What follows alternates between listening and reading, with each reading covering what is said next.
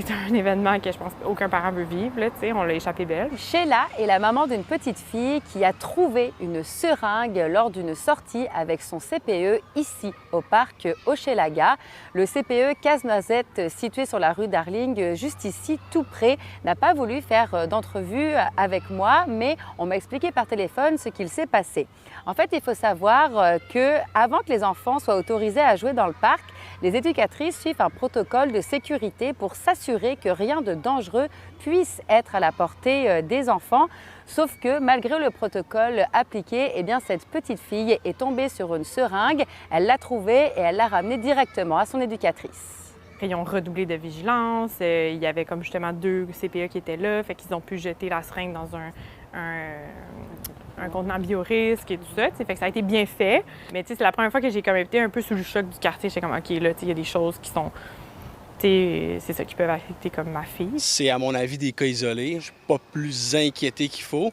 C'est sûr qu'il faut toujours faire attention. Puis je pense que la garderie fait quand même un bon travail. Dans ce genre de situation, l'organisme L'Anonyme nous rappelle les procédures à suivre et les bonnes pratiques à adopter en lien avec le matériel de consommation qui traîne.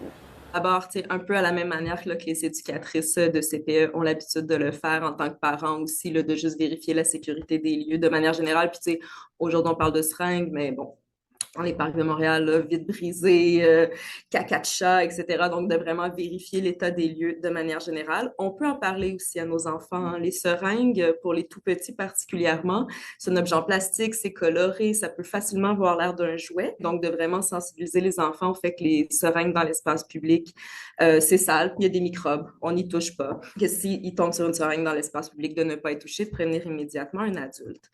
Si on la trouve, nous, en tant que parents, dans l'espace public, c'est de contacter là, le 311 qui pourront à ce moment-là le dépêcher des équipes pour venir la ramasser.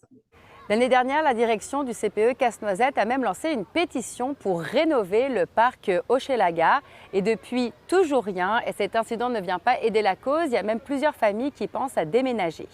Personnellement, on est plusieurs parents à trouver ça quand même assez dangereux, là. Le parc est mal balisé. Les installations sont un peu en décrépitude.